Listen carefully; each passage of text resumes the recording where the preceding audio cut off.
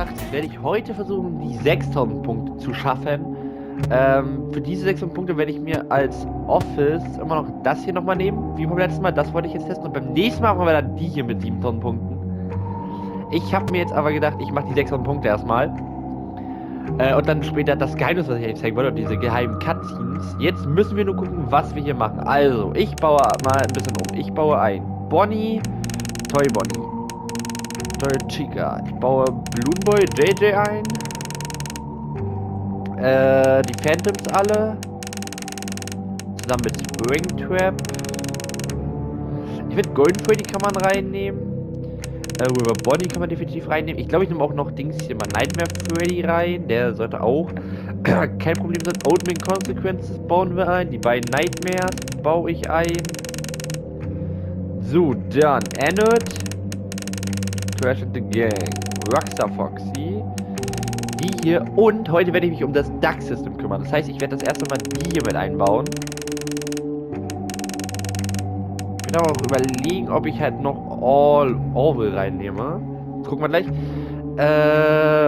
Hier Bonga kann rein. Afton kann rein. Scrap Baby kann rein. Moden Freddy kann rein.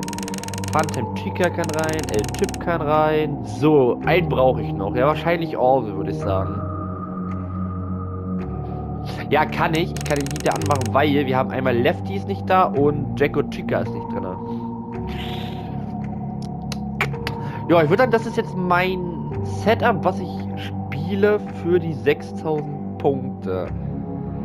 Kameramäßig agiere ich nicht eigentlich. Ich muss nur am Anfang einmal hier reingehen, sozusagen, in das Duck-System. Und dann muss ich ein bisschen den Heater anmachen. Aber der Rest ist eigentlich vollkommen Banane. Na dann, let's go. Okay. Nee, nicht das. Das dahin, das dahin. Oh, fuck.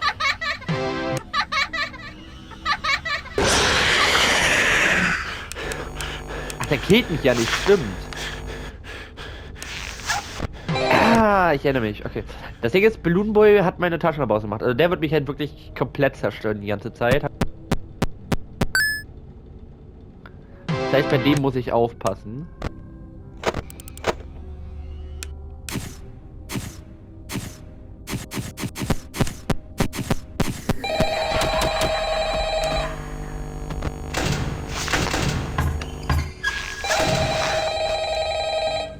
Oh, ich hab das Ding nicht ausgemacht. Scheiße.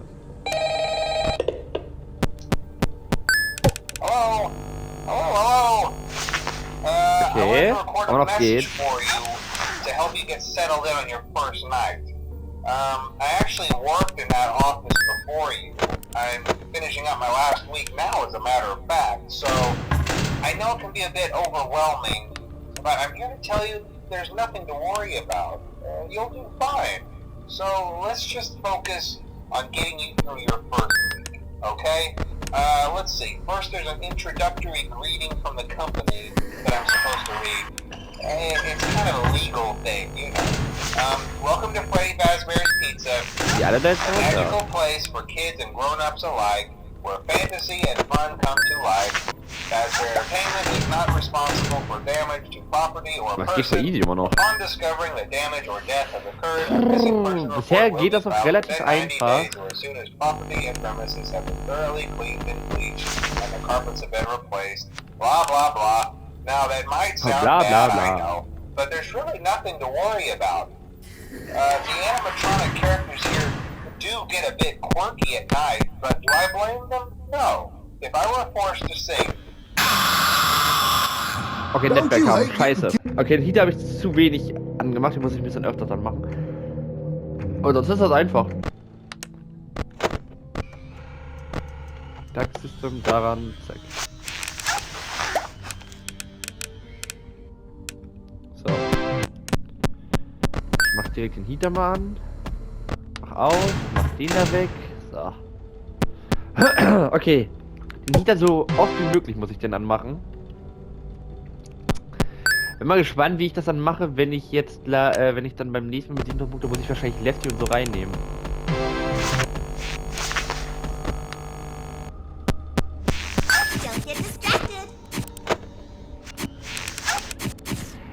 Problem ist, dass halt, oh fuck, die Leute viel öfter kommen, also dass auch die Ventilation öfters kaputt geht. Oh fuck. Wenn zu hohe Temperatur ist.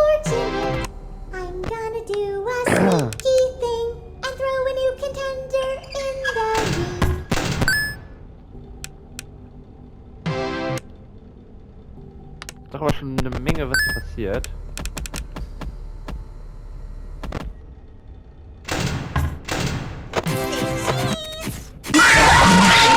Ja, das ist echt unfair, wenn Golden Freddy da ist, aber man nichts sieht.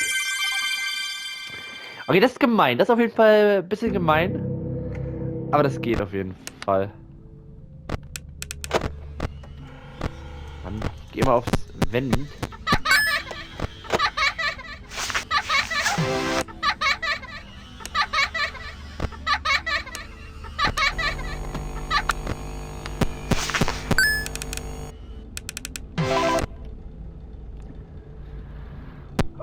Okay, das ist gemein. Das ist gemein.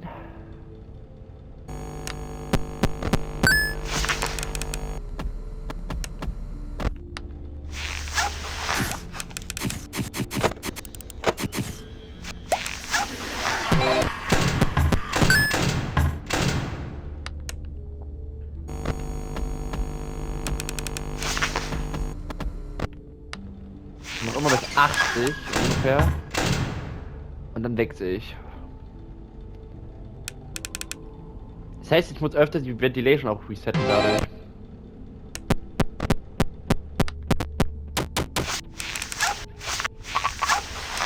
Ah, scheiß drauf.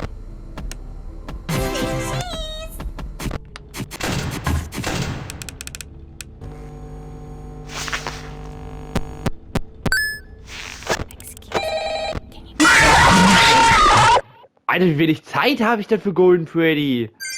Ich habe die Maske wieder runtergenommen schon. Okay.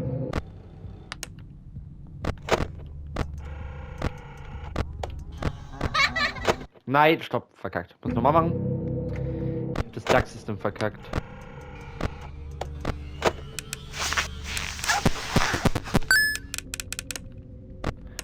So, ich mach den Liter mal kurz an.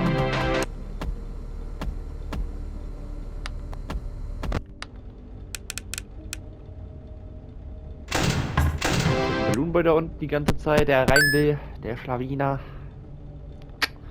Okay, aber ist möglich.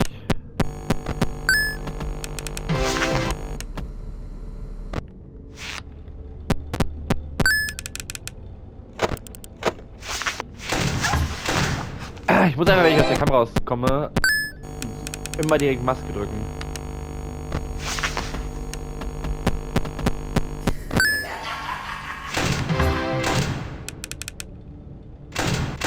Der Weiß, das habe ich leider nicht gehört. Afton kommt auch noch hinterher.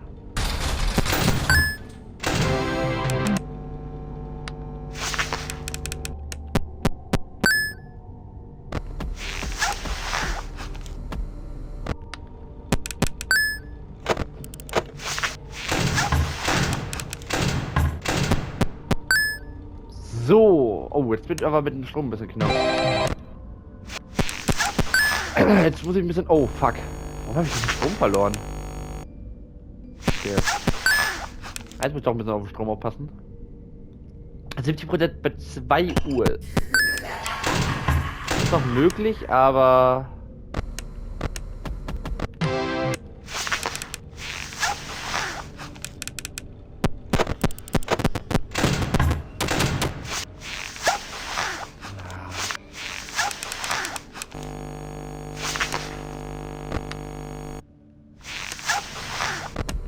Die anschmeißen.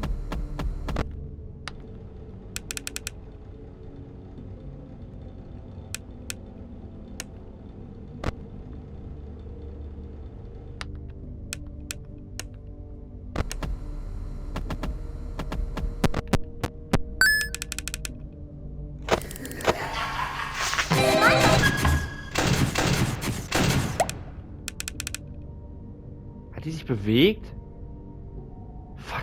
Nee, oder? Okay, Ventilator wieder anmachen. gar keiner war, ne.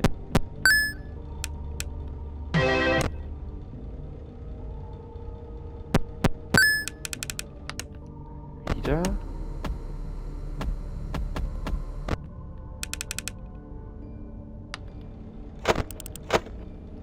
I'm ready for my...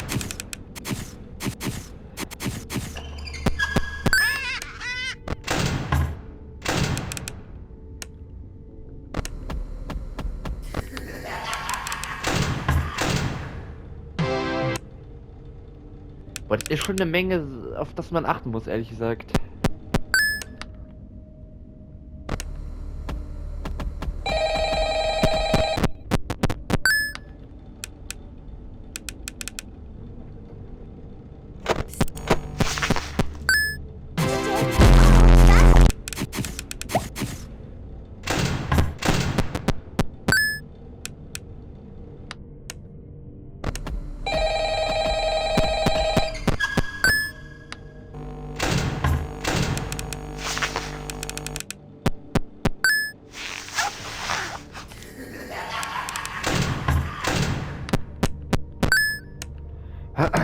Wieder.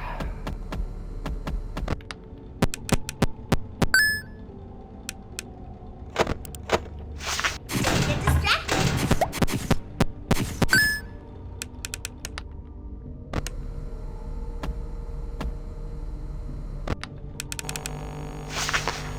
So.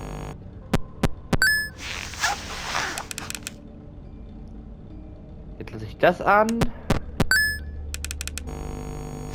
Maske. Und das sollte es gewesen sein. Oh, 6000 Punkte. Sehr schön.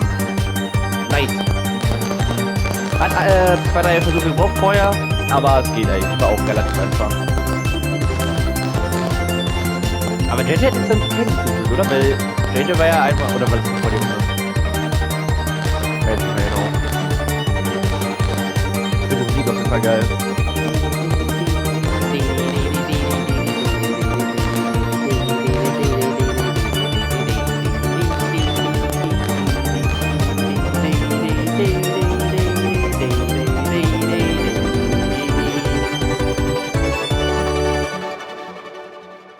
$6.000. Sehr schön. Okay, wieder Cutscene. 私は最終的に一つのものを得た。私が去ることができるかどうか聞いたところ、彼らは私を目覚めさせた。私は水面に戻り、泳いで家に帰ったが、結果は出なかった。あなたは決して祖先を怒らせることはない。今私は肩の後ろにこの口を持っている。夕べ空に浮かぶ夢を見た。その後まっすぐ立って星の海に落ち、まるで下に見えないベッドがあるように着陸した。それは暗闇があるまで私を運んだ。目が覚めるとこれは死後のビジョンであると思えた。私は何が来るのかを見ていた。私の祖先が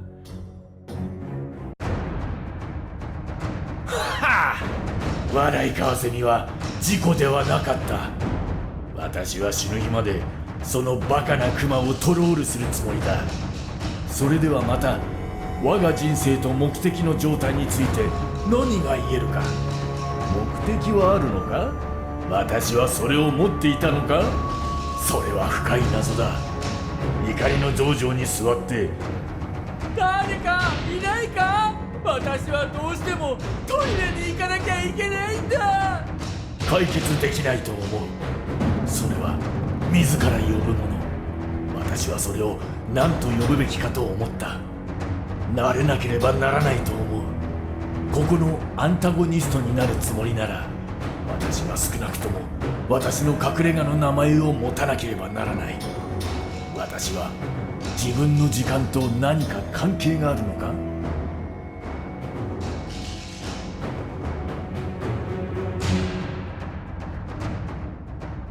？To be continued.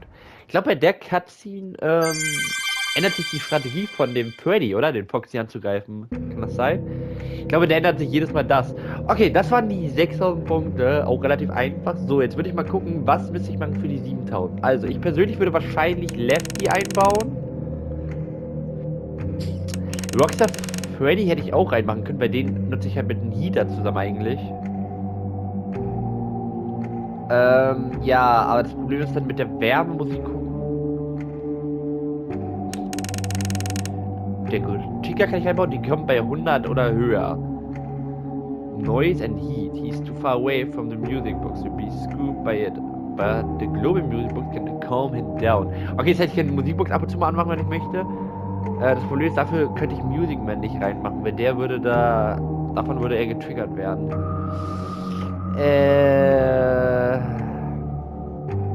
Ich glaube, ich weiß, was ich mache für die 7000 Punkte. Das heißt, ich nehme doch mal Lefty raus. Und nehme auch mal Chica nochmal raus mit der Wärme. Ich glaube, wenn ich nämlich das machen würde, ich würde wahrscheinlich Baby reinnehmen. Ich würde Nightmare Mangle reinnehmen. Und Nightmare Bonnie. Und dann nehme ich noch irgendwen anders, nämlich Belauer rein. Belauer ist auch nicht so schwierig. Ich glaube, das wären nur 7000 Punkte, weil dann würde ich mit den 7000 Punkten dieses Preis-Counter-System mal mit einbauen. Weil dafür gibt es auch eine einfache Taktik, die eigentlich nicht viel ändern wird. Und dazu haben wir halt Belauer und Rockstar Freddy. Das wären, glaube ich, dann die 7000 Punkte, die ich als nächstes versuchen würde. Ja, ich glaube, das wär's. So, jetzt würde ich aber noch ein Geheimnis zeigen. Deswegen, ja, also Geheimnis nicht. Und zwar, wenn man von Mr. Hippo gekillt wird, haben wir ja gesehen, dass er mit uns gesprochen hat. Und es gibt verschiedene Cutscenes von dem. Und die möchte ich einfach alle einmal zeigen, sozusagen, und hinten anhängen.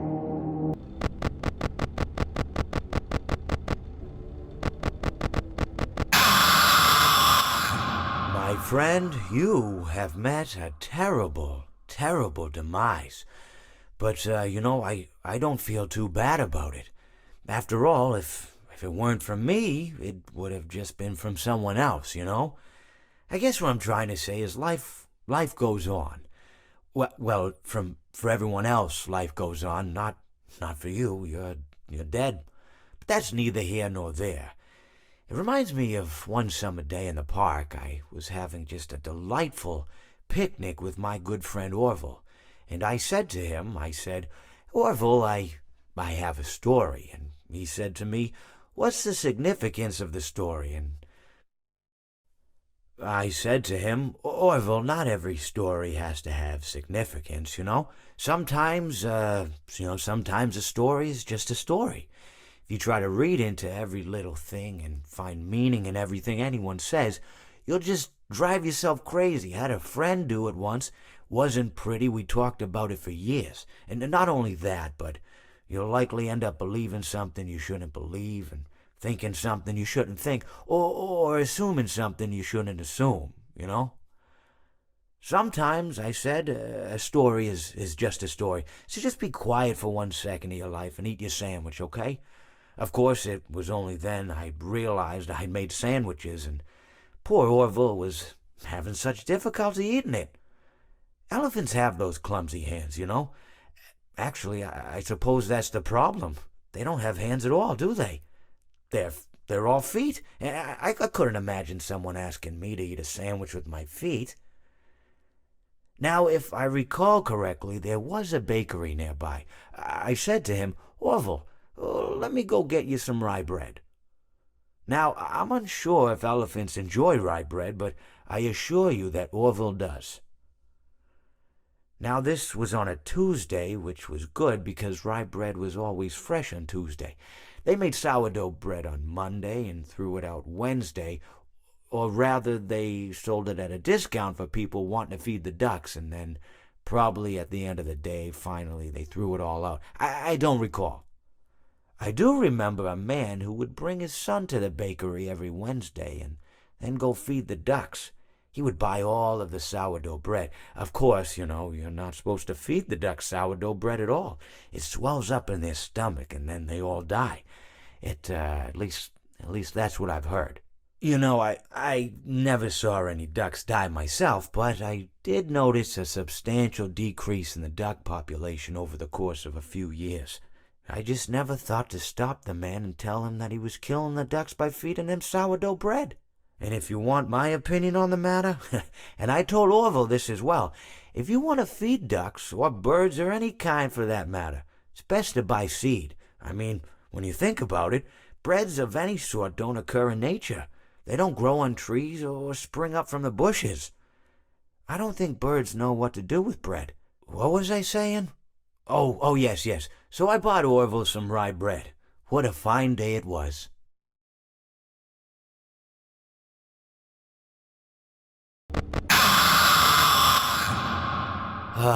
It seems that you have met your end. What a pity. You know, I don't feel too bad about it, though. After all, if it weren't me, it would have just been one of the others, I guess. I'm honestly just glad to be out of those air ducts. You know, it's not easy for a hippopotamus to fit up there, and not easy to get down either, and not as young as I used to be, as you can see. I used to be able to do all the sorts of things. You're young, you're vibrant, you have that sort of pep in your step. It reminds me of a conversation I was having with one of my good friends, Orville. We were having a nice picnic one day. I believe it was summer. No, perhaps it was... Was it the fall? Yes. It was the fall because the leaves had turned already. But I said to Orville, I says, Orville, I have a story to tell you. And Orville looked at me, kind of odd and said, what's it about? I said to him, not every story has to be about something, Orville. Sometimes a person just wants to talk. Why does everything have to be a story? I said to him. He just looked at me and he said, well, you said you had a story. And, he was quite right. I did, in fact. I told him I had a story. I suppose if a person just wants to talk, then it's best to not announce that you're telling a story. Telling a story does come with its own pressures and expectations, I suppose. After all, if you're just talking to a friend, then there's no more expectations than if you were talking into the wind. Words by themselves aren't expected to carry, aren't expected to stick. But if you announce you're telling a story, well then, there'd better be a point to it all, No one wants to sit and listen to someone ramble on and on and on with absolutely no end in sight. So, it's good to be mindful that when you tell someone that you're about to tell a story, that you have something to say. Telling someone that you're going to tell them a story is tantamount to asking them to stop what they're doing and pay attention. You're basically saying, hey, buddy, stop everything. Stop what you're thinking. I have a solution to everything.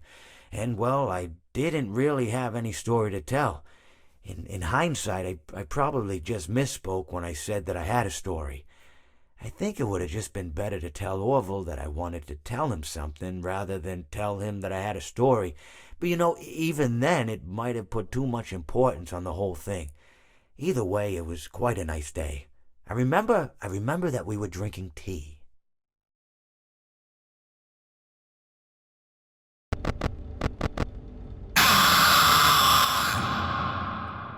It seems that you have met a horrible demise, my friend. But, these things happen in life. Life goes on. Not for you, obviously. You're dead. But it reminds me of a time I was having a conversation with my friend Orville. We were, where were we? I think we were by the river. We were sitting by the river and watching the fish leap over the falls. And I said to Orville, sometimes I feel like a fish leaping over and over again, always trying to get somewhere, though I don't know where, only to find myself in the jaws of a beast. He, of course, looked at me, surprised, Have you been in the jaws of a beast, friend? To which I said, no, of course not, Orville. I said, no. I simply meant that life can seem like a relentless endeavor to overcome meaningless obstacles, only to meet an equally meaningless fate regardless of your efforts, regardless of the obstacles you've passed. And Orville, he stood and proceeded to drape me with a picnic cloth, to which I asked him, I said, "Friend, what are you doing?" He looked at me very concerned, really. "I feel like you've gotten too much sun." Indeed, indeed I had. He proceeded to pour me a glass of just ice-cold lemonade. Ooh, you ever mix it with iced tea? You do like a little half lemonade, half... Ooh, it's so... You should try it some... Well, you can't because you're dead. But anyways, so you may be asking yourself, how did I go from sitting by the falls and drinking lemonade to being wedged in the air duct? Not only with Orville, but with an entire assortment of fruity-colored friends. Well, there's really no good answer to that, but perhaps I met a demise of my own at some point, and this is my afterlife or my dream, whatever it might mean. I honestly don't know. Or maybe it doesn't mean anything at all. Maybe it doesn't mean anything at all.